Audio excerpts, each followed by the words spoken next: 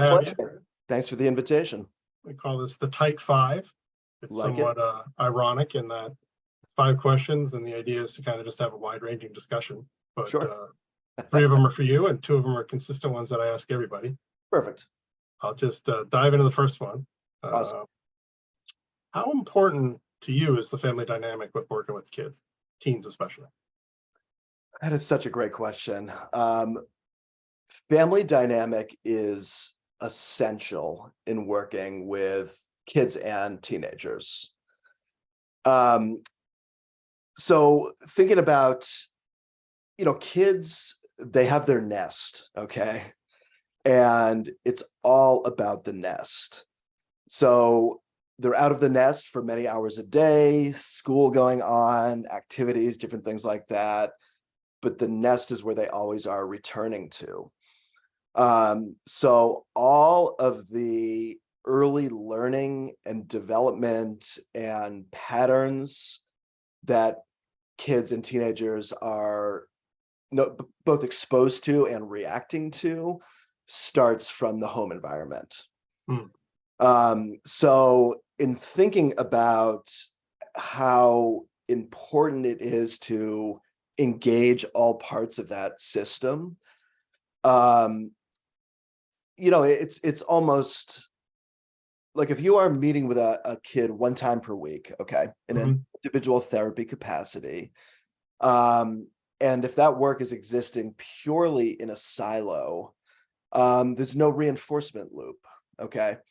The reinforcement loop is where the work really takes hold and starts to expand in terms of the people that are available to support that child or adolescent's well-being, okay? So going back to the nest metaphor, so much of our time that we spend with Castle Hill is in building those parent partnerships, parent caretaker partnerships, okay? Because it's a domino effect. Every part of a system, and any system that we're talking about, is impacted by the other individuals or forces within that system. So when we are introducing strategies to kids and teenagers in a therapeutic context, while we respect the privacy of the individual child and teenager, we are very much aware of the communication of those strategies to the people that will be reinforcing that at home, okay? And when we have the great opportunity to be in people's homes, that expands that even further, where we can see patterns that are playing out that people are sometimes not fully aware of because the emotion has taken over in the moment. Anytime the emotion takes over, our ability to intellectualize and rationalize something that's happening it's gone. It's out the window. That's pure brain function right there. So to have the ability to sit down with parents and have conversations, how are you guys doing? Is a huge differentiating point for how we engage people. It's a very different conversation when we are bringing the empathy in around how much energy and time and resources parents are expending to support the well-being of their family. That's a very different conversation point than, my child is struggling. Let's do some work over here and not have it connected, okay? So the family dynamic is everything for our world. Parents all have the capacity to make a shift and a change and do some reflection. That change on the parent or caretaker front is a direct line to what's happening with that child and teenager.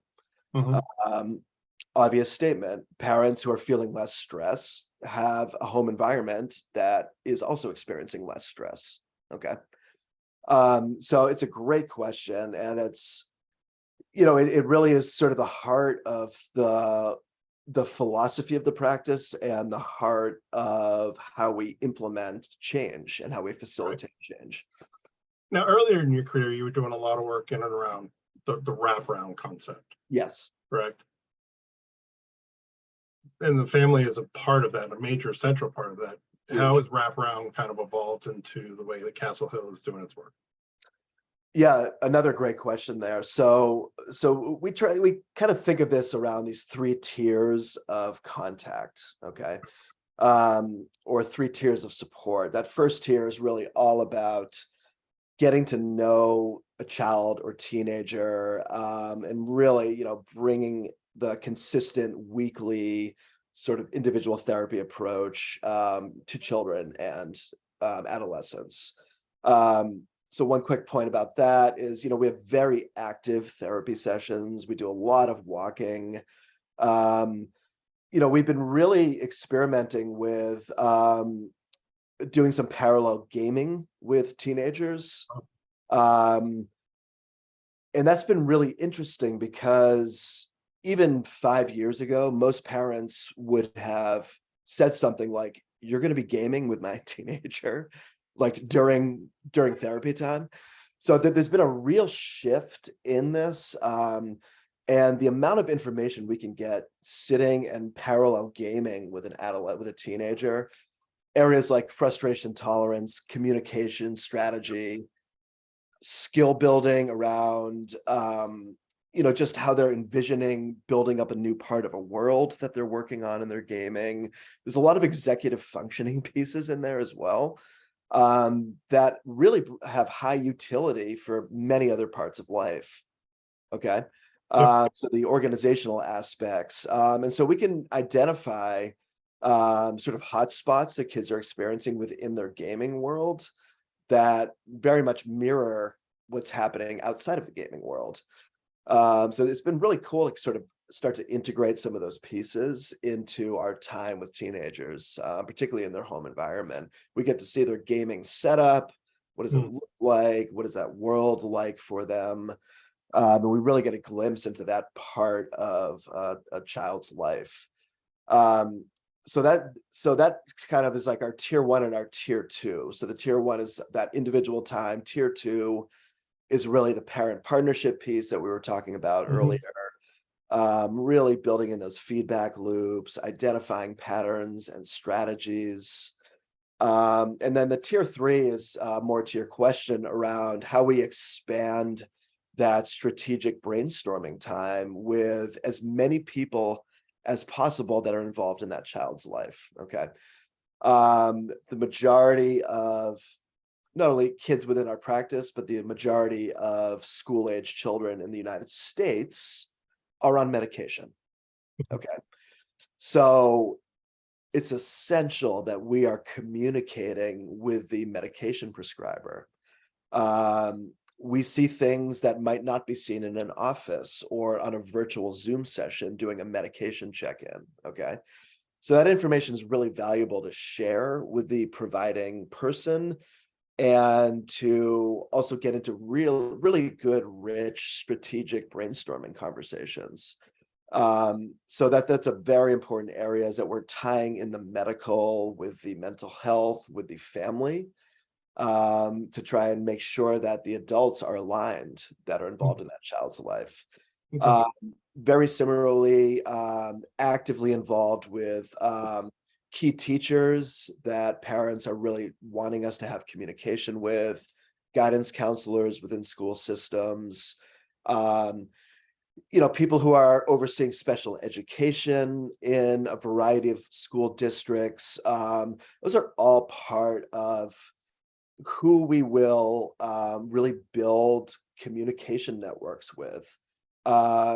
Even the special education chair who might be funding or approving funding, having them in the loop is incredibly helpful, because we also are in the continuous lifelong learning mindset. We want to learn about special education. How can we provide support that's in line with the efforts that the school system is putting into place, right?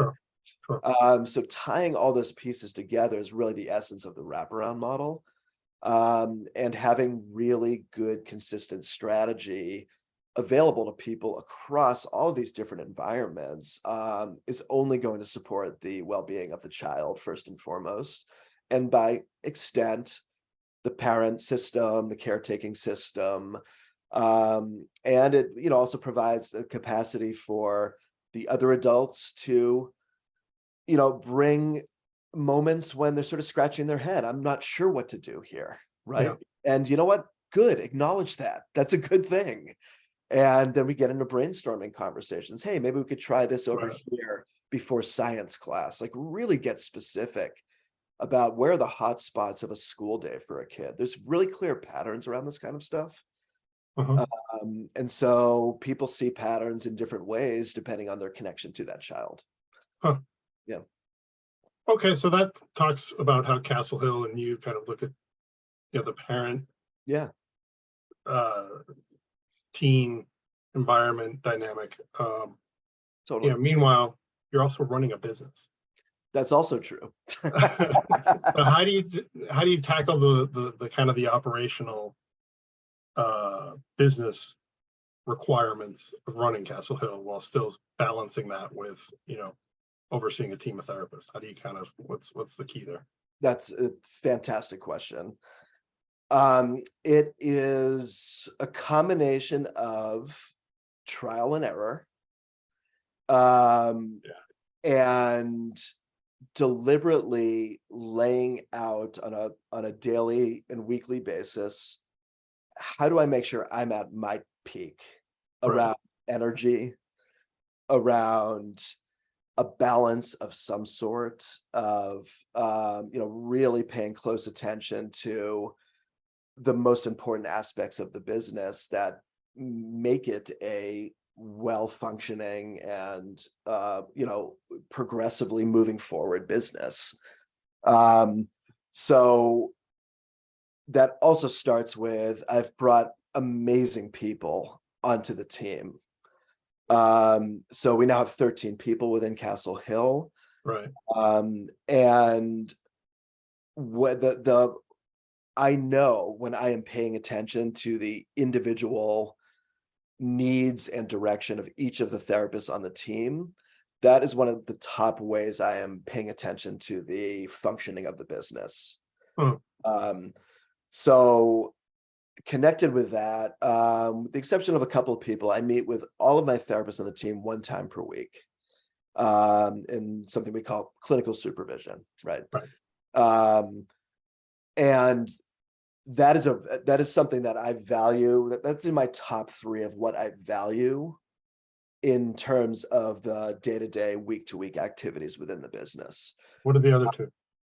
So great question. So it's the clinical supervision piece, right? Yeah.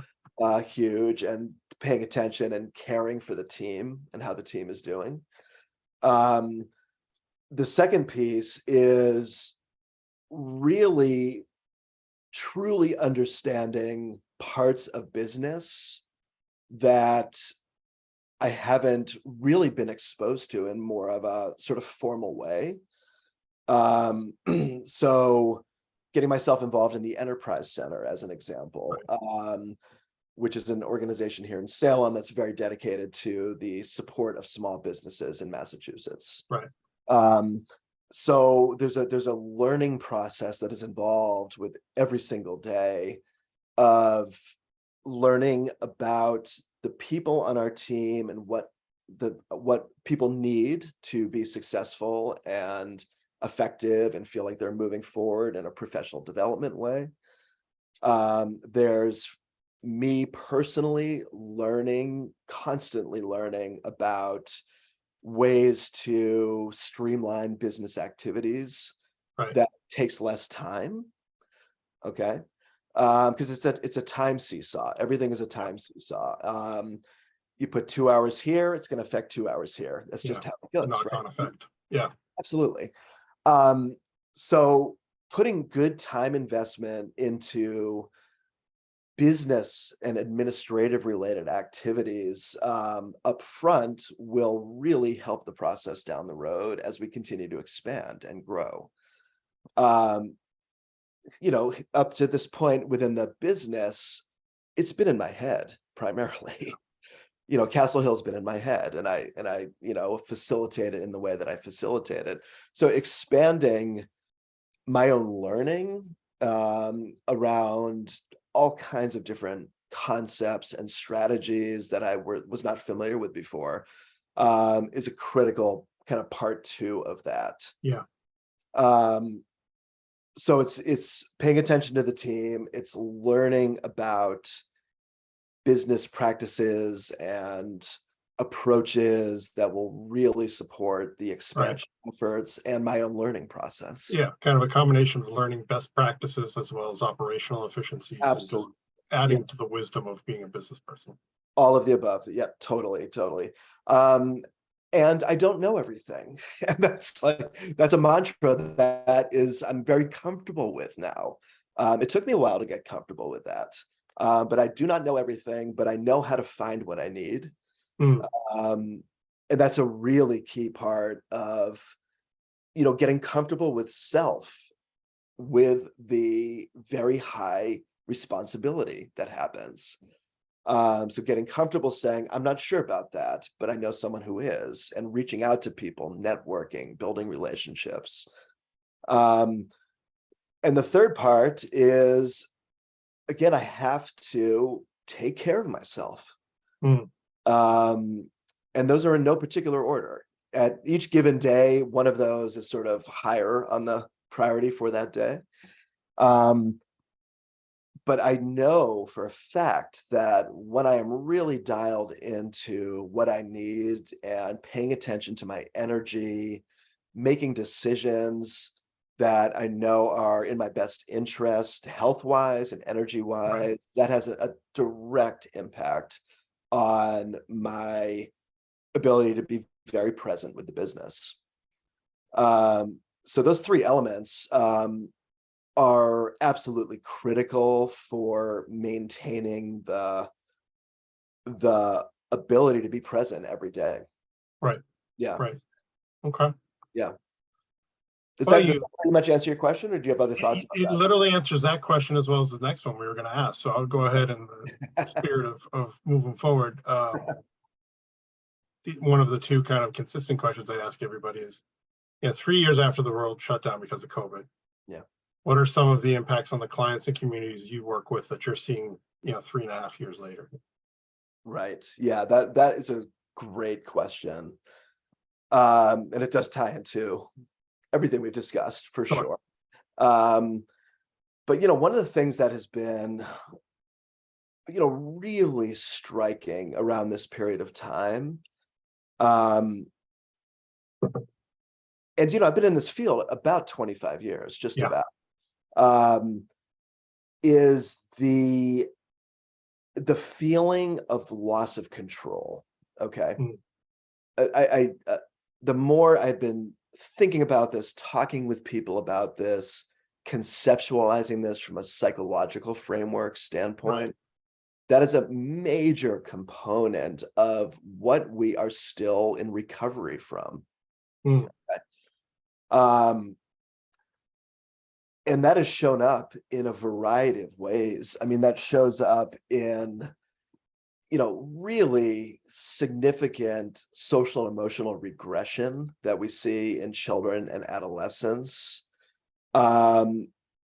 which I am convinced is a direct correlation with that lost time inside and isolation. There's no doubt in my mind there's a direct correlation to isolation during a very pivotal developmental point in time that was lost. That's a big deal. Yeah. And we're not out of it yet in a lot of ways. Okay. And so we're seeing this show up. We're seeing academic losses happening with kids.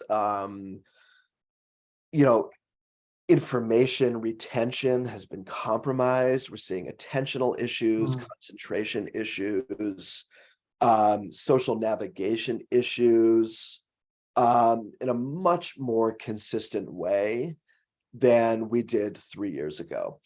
And when I say consistent, I mean, this has now impacted everyone. Okay. Yeah. This is not a scenario that's sort of like, pre-pandemic time, there may have been challenges happening, this is now all kids and teenagers have been impacted in their own certain way. Mm. Okay. And that's showing up in a lot of challenging ways. There are also a lot of opportunities coming out of Yeah. this. There are a lot of challenge points that I spend a lot of my time on a weekly basis talking with teachers about, Yeah. talking with heads of school about, who are like, this year has been just unbelievable. The roller coaster that has happened this academic year Yeah. has been really, really shocking in a lot of ways. Mhm. And again, that's going in comparison to my 22 years before COVID Yeah. of being a social worker and involved in education. What about amongst your clinician, your team? How has COVID affected them? Yeah, it's, there was the fear factor was very high for a while. We had to make a lot of decisions about safety in ways that, we of course had always taken into consideration. But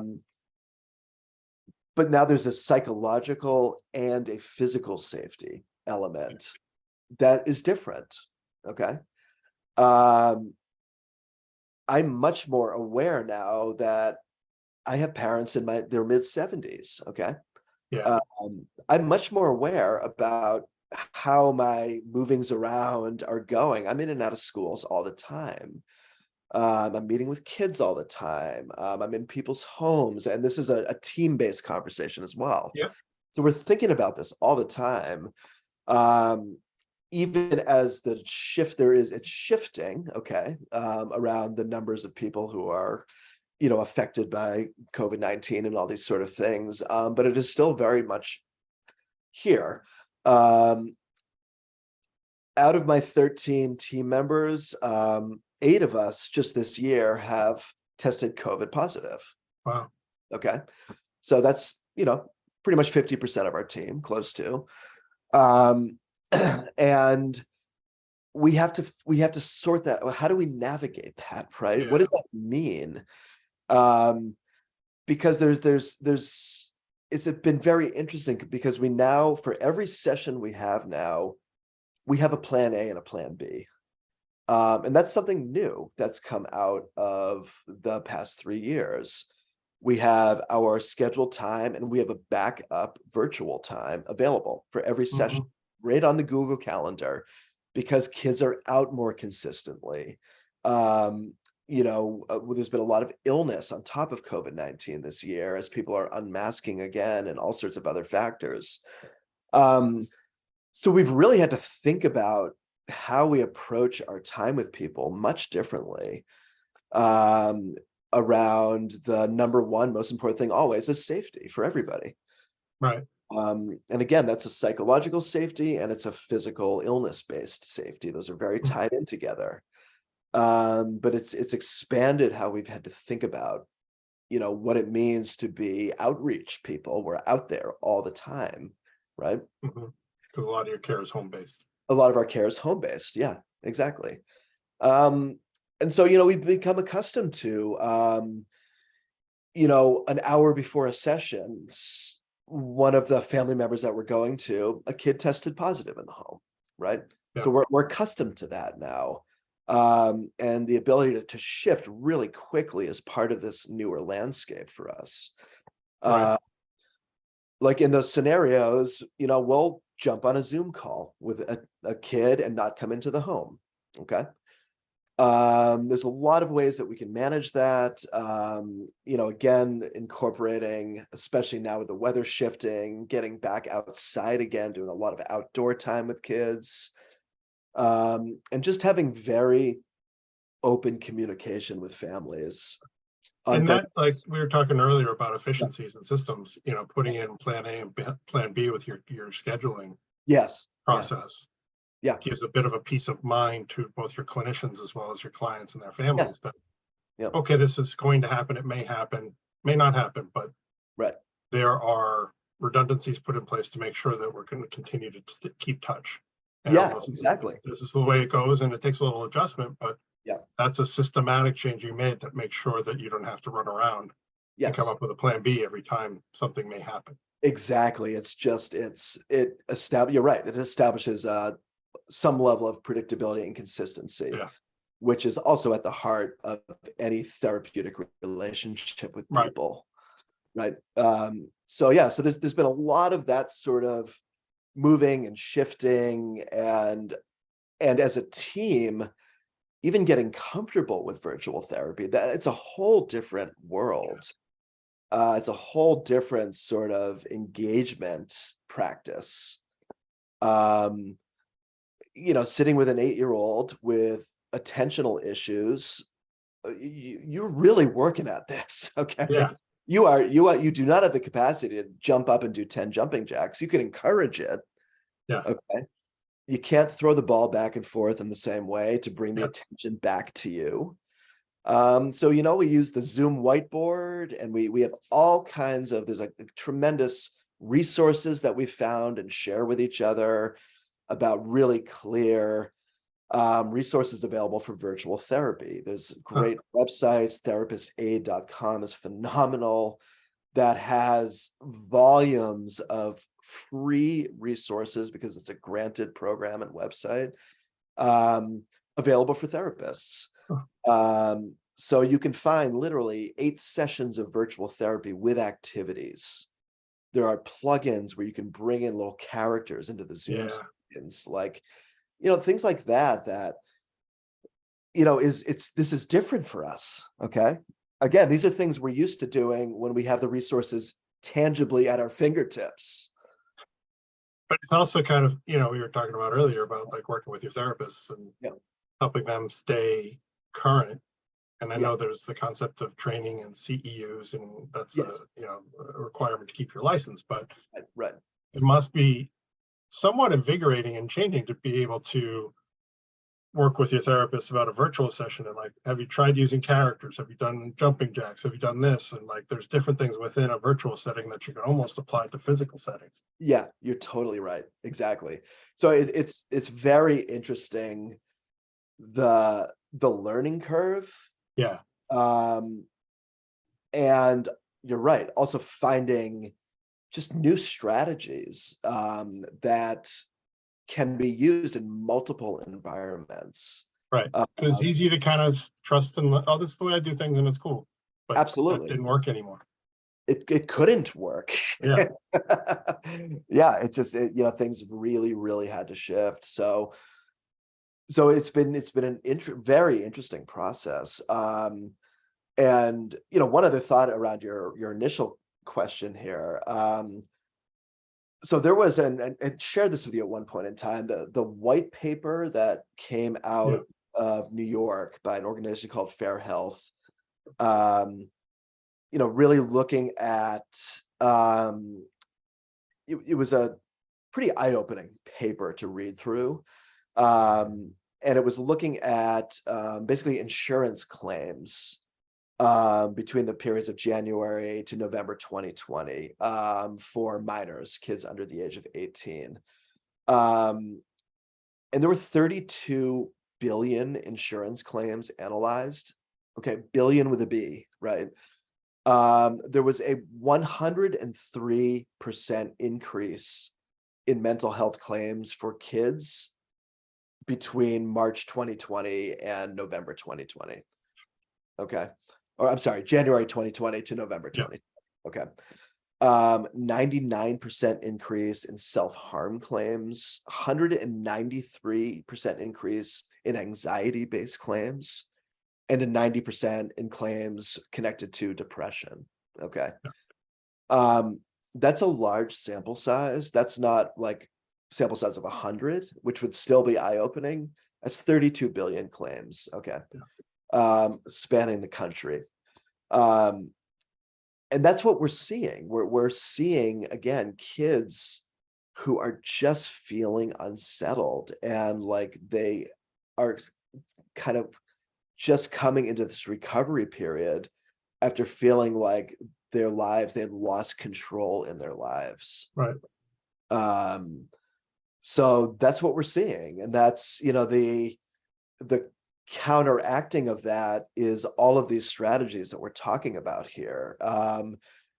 Building really good communication methods and support systems with people that go far beyond just that individual child. Okay. Right. Because that also opens up conversation again for the how are you doing? Right. Like, how's it going with you? How's Sure. the school year for you? Talking to teachers. Okay. Now you're starting to expand people's own reflection process. Mhm. And that is so powerful. It's an amazing sort of recovery effort when you expand and include all of these different people and these different sort of disciplines and arenas, right? Right.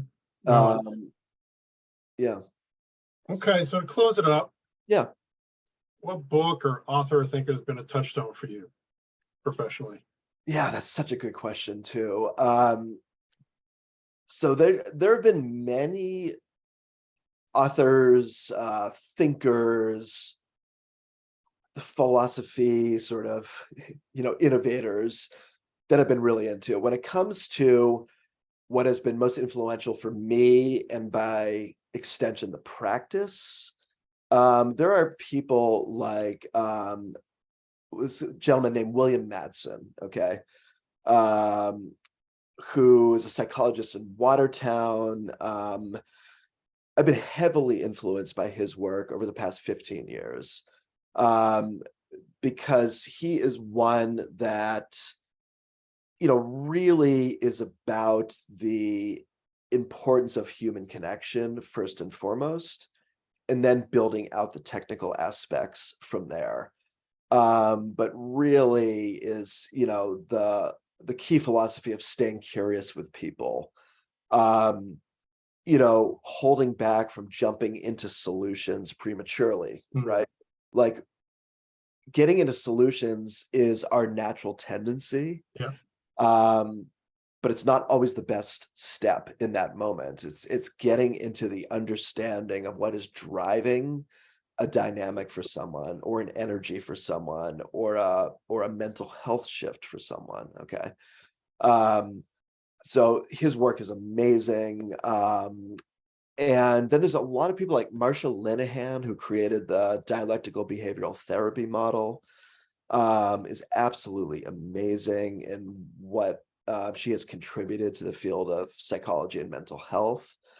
I really like Dr. Ross Green, who is also originally out of Massachusetts, who created something called the collaborative problem solving model. It's a model that is very popular within our practice. Mhm.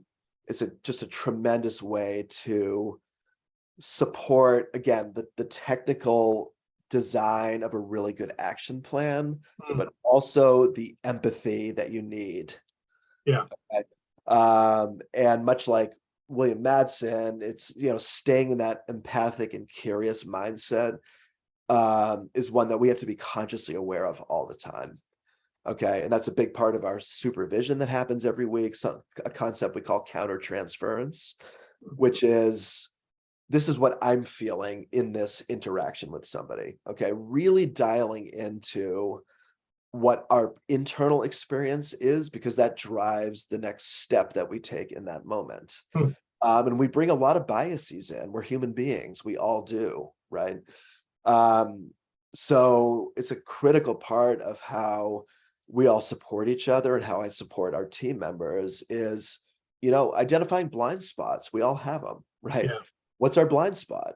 If we're consistently feeling internally agitated about something in a particular moment, we process that, we look through that, we talk about where that's coming from, we talk about how can we be aware of that, and then check right back into the conversation that's happening. It's yeah. It's a very interesting tightrope of internal and external, right? It kind of goes back to what we were talking about with the last question. It's like Yeah, a systematic operational thing you put into yeah, practice totally. that helps you identify those blind spots, because, as you said a couple times throughout the conversation, I don't know, or I can't know everything. Yes, So exactly. let's kind of build something into the way we do things that kind of accounts for that, and Yes. not protects, but has Yeah. you aware. Yes, of that as totally. you're doing your job. Totally. And just last thought around that, because it's, we spent a lot of time as a team talking about this. There's pressure, okay? Yeah. When kids are really having a hard time, there is pressure to get involved and see change quickly, okay? And so sometimes we're not even aware of that level of pressure that's on us. But our counter transference bells and whistles are like, you got to do something here, right? Yeah. And to be aware of that is a real gift, honestly. Right. Because it's going to come through in body language or the tenor, the tone of your voice, all those things. And those things are absorbed by everybody. Yeah, exactly. Yeah. So it's a great part of what people are able to step into in the personal reflection of how we're approaching this time with people. Yeah. All right, man. I already took a lot of your time. Thank you for sharing your wisdom. This was awesome. Thank you so much. And let's do this again. Deal. Yeah. Sounds good. Deal. All right. Talk to you. Handshake. Bye. Bye. See you.